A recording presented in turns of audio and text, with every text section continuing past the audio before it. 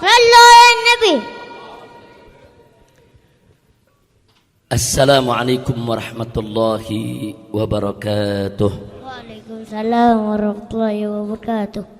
Bismillah walhamdulillah wassalatu wassalamu ala rasulillah wa ala alihi wa sahbihi wa mawalah. Siyadatul habaib asyurafa wa fadilatul ulama'il ahibba, ahlan wa sahlan wa marhaban bikum jami'a. Sarraftumuna wa nawartumuna wa farrahtumuna, sarraftumul makan wa nawartumul majlis wa farahtumul qulub. Fajazakumullahu khairal jazaa, waffaqakumullahu lin najah wal falah wal istiqamah fid din wad dunya wal akhirah. Amin ya rabbal alamin.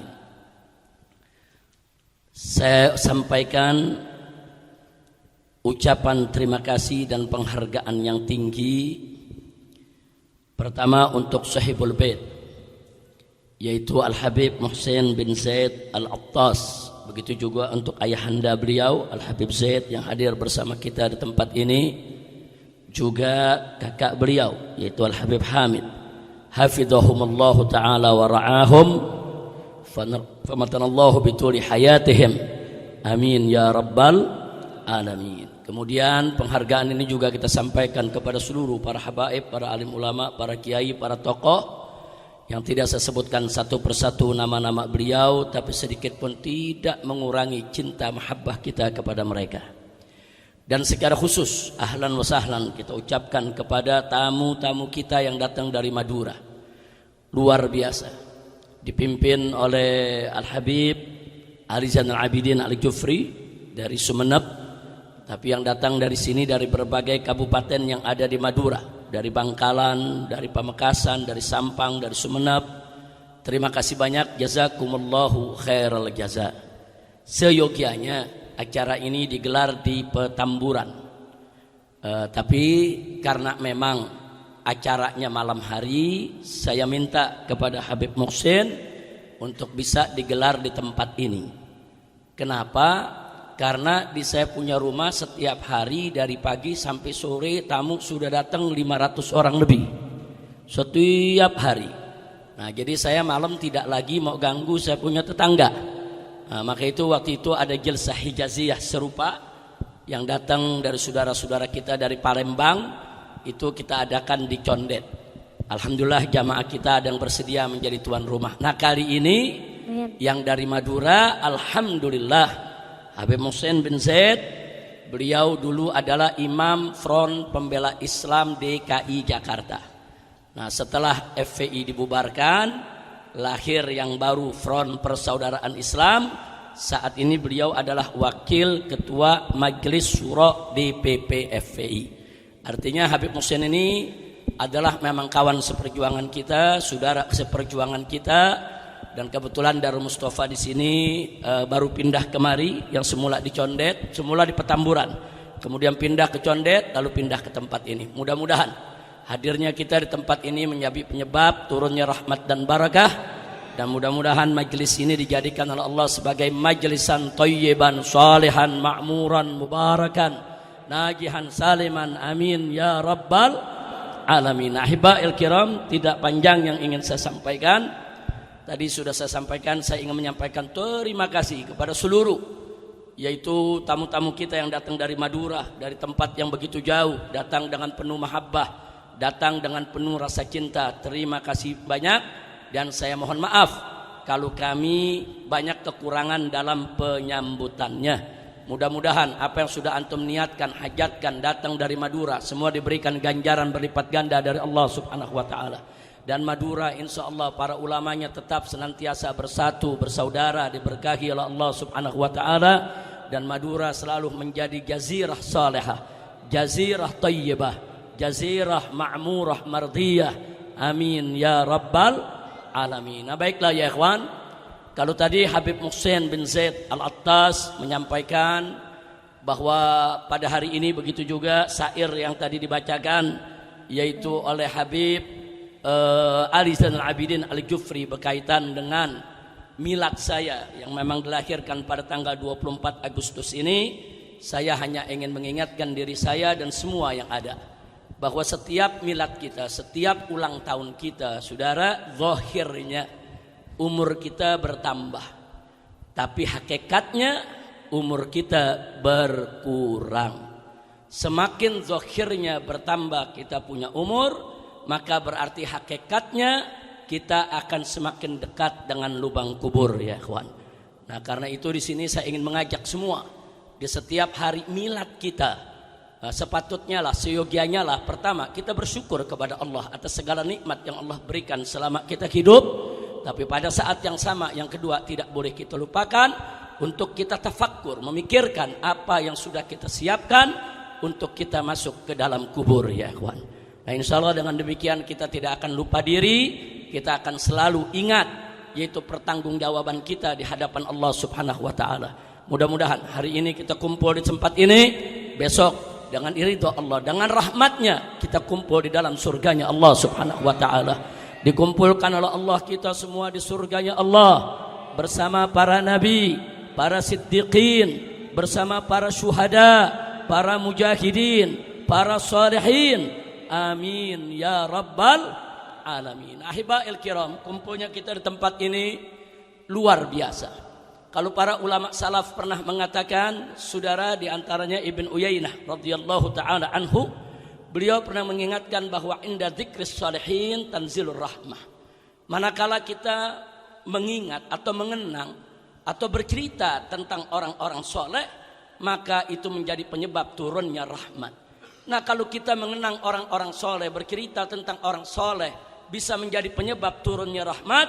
Fama balu bidzikri sayyidil mursalin sallallahu alaihi wasallam. Lalu bagaimana kalau kumpulnya kita adalah mengenang, saudara, menyebut, saudara, yaitu sayyidul mursalin, pemimpinnya para nabi dan rasul, Nabiyuna Muhammad sallallahu alaihi wa alihi wa sahbihi wasallam, maka tidak akan pernah kita ragukan, saudara, niscaya di tempat di mana kita terus menyebut nama beliau, di mana tempat di mana terus kita berselawat kepada beliau, di situ akan turun aneka ragam berkah rahmat dari Allah Subhanahu wa taala untuk kita semua. Amin ya rabbal alamin. Bagaimana tidak? Nabi sendiri alaihi salatu wassalam bersabda dalam salah satu hadis sahihnya, beliau nyatakan dengan tegas, man shalla alayya salatan sallallahu alaihi biha asyarah. Jadi barang siapa yang berselawat kepadaku dengan satu kali selawat, Allah akan limpahkan selawat untuknya dengan 10 kali. Pengertian Allah melimpahkan selawat kepada orang yang berselawat kepada Nabi adalah Allah melimpahkan rahmatnya, barakahnya, ridhonya, magfirahnya. Dan ini penting untuk kita ingat, karena ulama-ulama salaf kita, saudara, sebagaimana dibahas dengan panjang lebar oleh Imam Ibn Atha'illah As-Sakandari dalam kitab Tajul Arus Al-Hawi li Tahdhibin Nufus.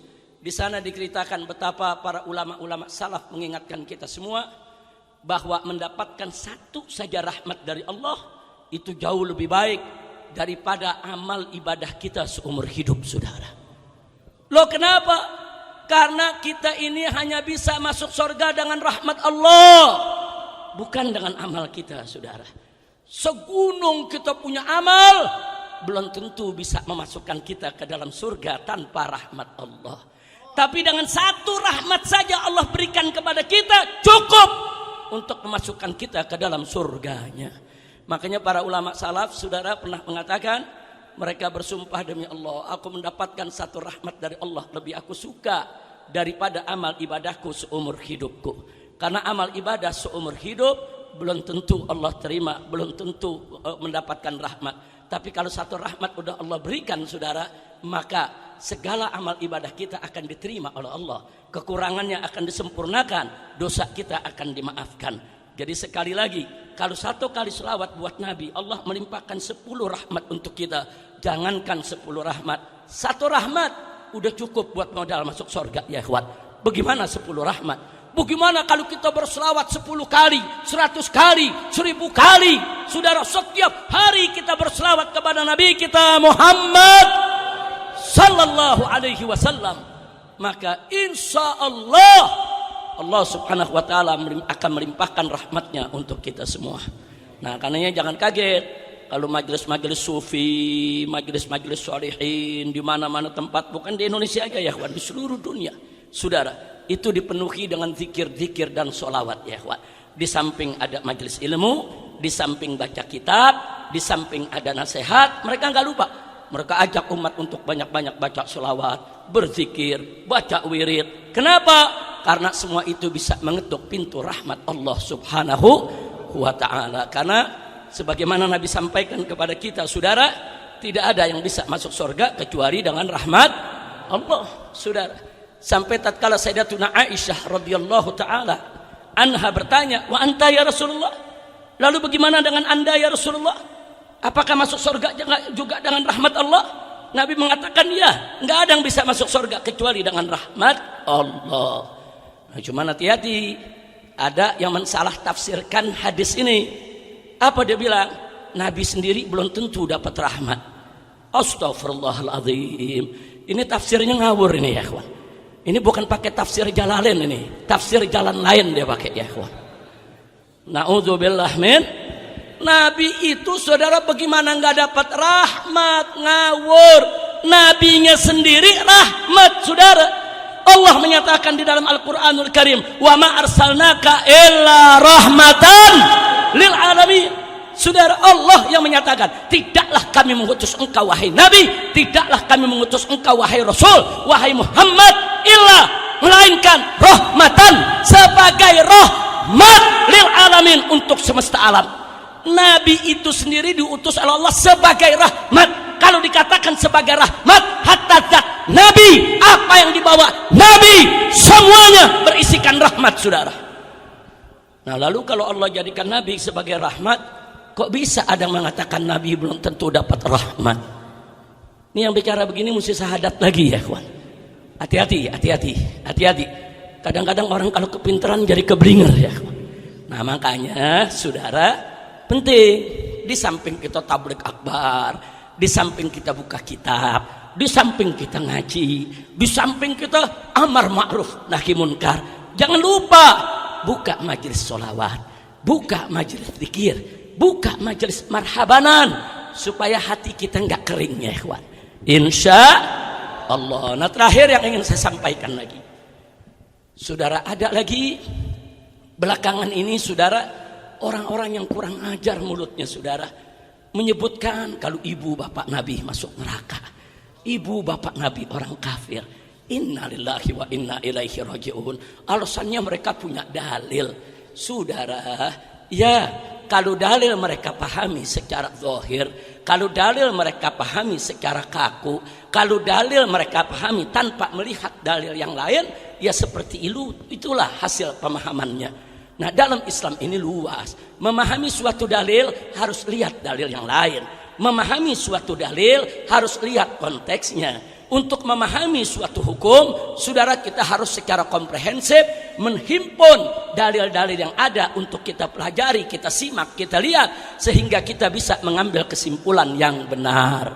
Saudara, sebagaimana kita ketahui saudara, bahwa kuburun Nabi SAW, kuburnya Nabi, makamnya Nabi, saudara, itu disepakati oleh Ahlus Sunnah wal Jamaah sebagai afdalu buq'atin fil alam, sebagai satu buk'ah, satu tempat yang paling afdal di atas muka bumi ini, saudara. 5. Kenapa? Lidhammihi jasadan Nabi sallallahu alaihi wasallam. Karena kubur tersebut menghimpun jasad Nabi kita Muhammad sallallahu alaihi wasallam. Kalau di situ nggak ada jasad Nabi, dia nggak menjadi buk'ah yang paling mulia, saudara. Dia menjadi buk'ah yang paling mulia karena di dalamnya dia menghimpun jasad Nabi kita. Pertanyaannya saudara, kalau tanah menghimpun jasad Nabi yang sudah meninggal dunia menjadi buk'ah yang paling mulia sebagaimana diyakini oleh para ulama Ahlus Sunnah, lalu bagaimana dengan batnih ummihi Aminah Lalu bagaimana dengan perut ibu Nabi Sayyidatuna Aminah yang Nabi bersemayam di dalam perut tersebut selama 9 bulan, tumbuh berkembang, digagak disayang sampai ditiupkan ruh. Kita ingin mengatakan bahwa perut itu akan masuk neraka jahanam. Inna lillahi wa inna ilaihi raji'un. Hati-hati saudara, tanah saudara, tanah tempat dikuburnya kita punya Nabi menjadi tanah termulia di atas muka bumi ini. Bagaimana perut yang di dalamnya tumbuh bukan hanya jasad, dari mulai jasad tumbuh berkembang sedikit demi sedikit saudara, sampai ditiupkan ruh 9 bulan dengan penuh kasih sayang saudara. Yang begini kita mau katakan perut ini akan dibakar dalam api neraka? Yang kita mau katakan perut ini adalah perut kotor yang akan dibakar dalam neraka? Ittaqullah, takutlah kepada Allah. Maka itu saya ingatkan semua. Maka itu saya ingat ini karena tadi di antara syair qasidah yang dibaca oleh rombongan kita dari Madura ini ada bercerita tentang Sayyidah Aminah, ada yang bercerita tentang Sayyidah Aisyah, ada yang bercerita tentang Sayyidah Fatimah. Ini perempuan-perempuan mulia yang pernah menghuni bumi ini dan wajib untuk kita hormati, untuk kita cintai. Bahkan saudara, kalau istri-istri Nabi diberi gelar Ummahatul Mukminin, lalu bagaimana dengan ibu Nabi? Para ulama memberi gelar Ummul Ummah. Bukan lagi Ummul Mukminin, Ummul Ummah. Saudara, subhanallah. Nah maka itu jagalah sikap kita kepada keluarga Nabi, kepada ayah Nabi, kepada ibu Nabi, saudara, kepada istri-istri Nabi, kepada putra-putri Nabi, kepada keturunan Nabi Sayyiduna Muhammad sallallahu alaihi wasallam. Insyaallah kalau kita bisa menjaga adab saudara, maka itu akan menjadi pembuka pintu rahmat buat kita semua. Amin ya rabbal alamin. Andai kata ada orang Islam yang masih tetap yakin kalau ibu bapak Nabi itu kafir, masuk neraka, andai kata saudara, maka sungguh pun dia yakini itu enggak pantas dia mempergunjingkan ibu bapak Nabi, enggak pantas dia ceritakan ibu bapak Nabi di mimbar-mimbar. Apa maksud dia di mimbar berteriak-teriak ibu bapak Nabi masuk neraka? Apa dia bangga? Apa dia senang kalau ibu bapak Nabi masuk neraka?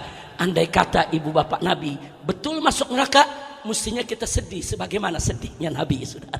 Mestinya kita menangis sebagaimana menangisnya Nabi sebelum mendapat kabar dari Allah bahwa ibu bapaknya saudara akan masuk surga saudara. Nabi sedih pada awalnya, Nabi sedih, tapi ada orang ngaku Islam cinta kepada Nabi dengan bangga, dengan senang, dengan gembira dia umbar. Ibu bapak Nabi masuk neraka, ibu bapak Nabi akan dibakar masuk neraka, ibu bapak Nabi kafir. Apa pantas sebagai seorang muslim yang berutang budi, berutang jasa kepada Nabi, mempergunjingkan kedua orang tuanya? Nah, jadi saya ingin menasihati mereka-mereka yang masih meyakini ibu bapak Nabi masuk neraka. Andai kata keyakinanmu benar, tutup mulutmu. Jangan bercerita di atas mimbar, jangan mengumbar. Apalagi persoalannya bukan menjadi kesepakatan ulama. Apalagi Ahlus Sunnah wal Jamaah sepakat kalau ibu bapak Nabi saudara bukan kafir, bukan musyrik, dan bukan ahli neraka. Jadi kalau kau punya madhab meyakini ibu bapak Nabi itu kafir, ambillah madhabmu, ambillah keyakinanmu. Tapi kau jangan sakiti hati Nabi, jangan sakiti hati kami. Kau umbar di atas mimbar, na'udzubillah min dzalik. Maka itu saudara, tatkala putra saudara Abu Jahal yang bernama Ikrimah. Ikrimah ini pada awalnya memusuhi Nabi habis-habisan. Bahkan sampai Nabi mengumumkan pada saat penaklukan kota Mekah, andai kata Ikrimah bergelantungan di sekitar Ka'bah sekalipun, halal darahnya untuk ditumpahkan. Jadi kalau siapa umat Islam yang mendapatkan Ikrimah, bunuh. Perintah Nabi ya. Nah akhirnya apa? Ikrimah melarikan diri dari Mekah. Nah begitu melarikan diri dari Mekah sampai ke Jeddah, sampai di pinggir laut saudara, dia kebingungan. Nah, sementara istrinya di kota Mekah sudah masuk Islam, istrinya kejar sang suami. Begitu dikejar, dibujuk, mau lari kemana? Kota Mekah sudah takluk, kota Mekah sudah dikuasai oleh umat Islam, oleh Nabi dan seluruh pengikutnya. Lebih baik kau kembali lebih baik kau masuk Islam. Sang suami bertanya, apa Muhammad mau terima aku masuk Islam? Karena memang kejahatan dia terhadap Nabi udah luar biasa. Akhirnya kata sang istri, nanti aku yang akan bicarakan dengan Nabi. Insya Allah Nabi akan menerima. Kemudian sang istri menemui Nabi. Sang istri menceritakan bahwa Ikrimah bertobat, ingin masuk Islam, ingin mengucapkan syahadat. Kemudian Nabi terima. Nabi berikan jaminan keamanan. Kalau begitu, ajak kau punya suami kembali ke kota Mekah, masuklah Islam, dan aku jamin bahwa tidak akan ada yang mengganggunya. Nah, yang ingin saya garis bawahi bukan itu. Begitu Ikrimah sedang dalam perjalanan menuju kota Mekah, di kota Mekah ini sahabat juga menunggu. Apa pesan Nabi? Nabi mengatakan kepada para sahabatnya, kalau nanti Ikrimah datang, jangan kau hina ayahnya, jangan kau cerita tentang ayahnya, jangan. Sebab kata Nabi, kalau engkau itu mencaci maki orang yang sudah meninggal dunia, dia punya anak nanti akan sakit hati. Padahal ayahnya siapa tadi? Abu Jahal. Abu Jahal berhak untuk disadap, Abu Jahal berhak untuk dilaknat. Tapi Nabi pesan, kau jangan laknat Abu Jahal depan anaknya. Walau bagaimanapun juga Ikrimah itu anaknya, jangan kau sakiti hatinya, karena Ikrimah sudah masuk Islam jadi saudara kita. Subhanallah, ini yang saya ingin pakai. Andai kata ibu bapak Nabi kafir, sebagaimana keyakinan sekelompok orang di luar Ahlus Sunnah wal Jamaah, apa dia nggak jaga perasaan Nabi? Andai kata itu kafir, jaga perasaan Nabi, jaga hati Nabi. Nabi telah berjasa kepada engkau memperkenalkan Islam, kok tega kau hina ibu bapak Nabi di atas mimbar, di televisi, di medsos, dengan mengatakan ibu bapak Nabi musyrik, kafir, di neraka. Kurang ajar. Jaga perasaan Nabi. Ini Ikrimah, bapaknya Abu Jahal. Yang umat Islam melaknat itu Abu Jahal, ya kawan. Semua melaknat. Tapi karena si anak masuk Islam, Nabi pesan, jaga dong perasaan anaknya, jaga perasaan anaknya. Karena sabul amwat, saudara, itu tidak akan sampai kepada amwat, tapi akan yu'dzil ahya, yaitu akan menyakiti orang yang hidup. Makanya para ulama Ahlus Sunnah mengingatkan saudara, hati-hati bicara tentang ibu bapak Nabi. Saya terima kasih kepada rombongan dari Madura. Tadi dalam sekian banyak bait syairnya juga menceritakan tentang keutamaan Sayyidah Aminah radhiyallahu anha wa alaihas salam.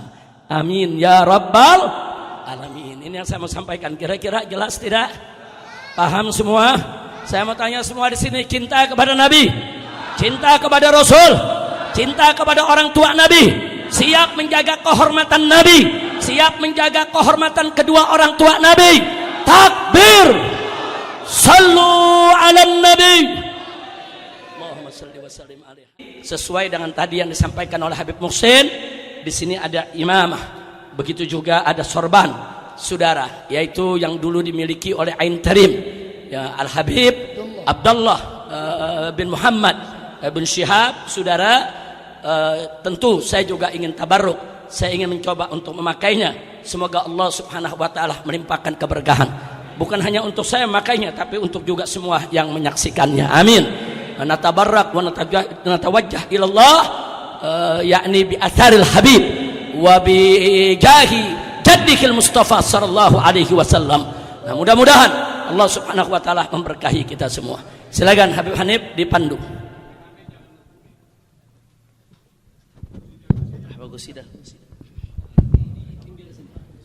بمحمد دامت لنا الأفراح وقلوب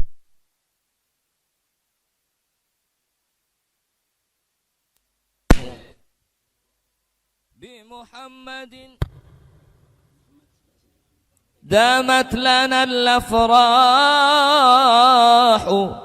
وقلوبنا في ذكره ترتاح فإذا تلونا ذكره وحديثه دارت لنا بشرابه الأقداح بجبينه نور،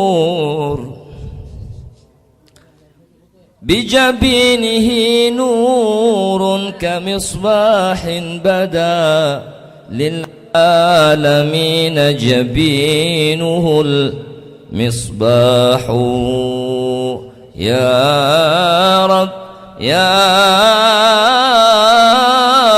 رب يا ربي بالمصطفى بلغ مقاصدنا واغفر لنا ما مضى يا واسع الجود والكرم. بشرى لنا نلنا المنى ولا العنا وفالهنا والله أنجاز وده والبشر أدحى معلنا.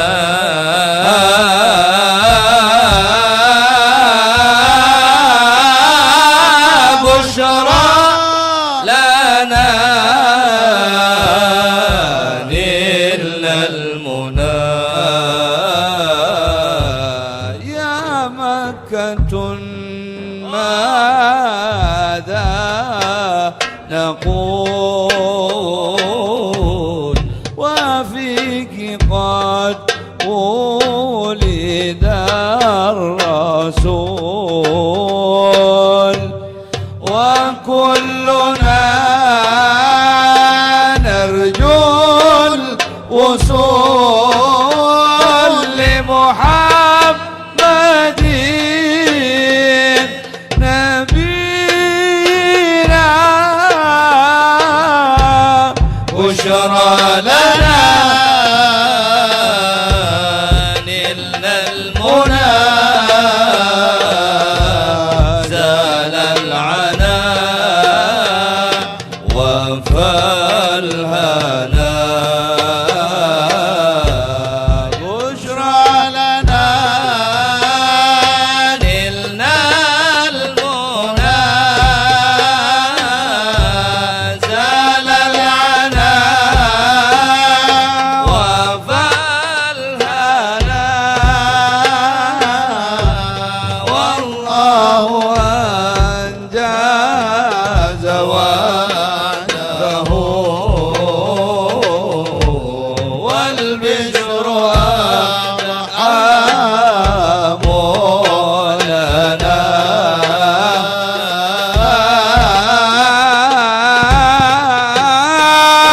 بشرى لنا نلنا المنى. يا طيبة ماذا نقول وفيك قد حل الرسول وكلنا نرجو الوصول لمحمد نبينا. بشرى لنا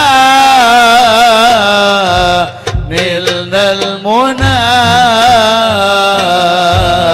زال العنا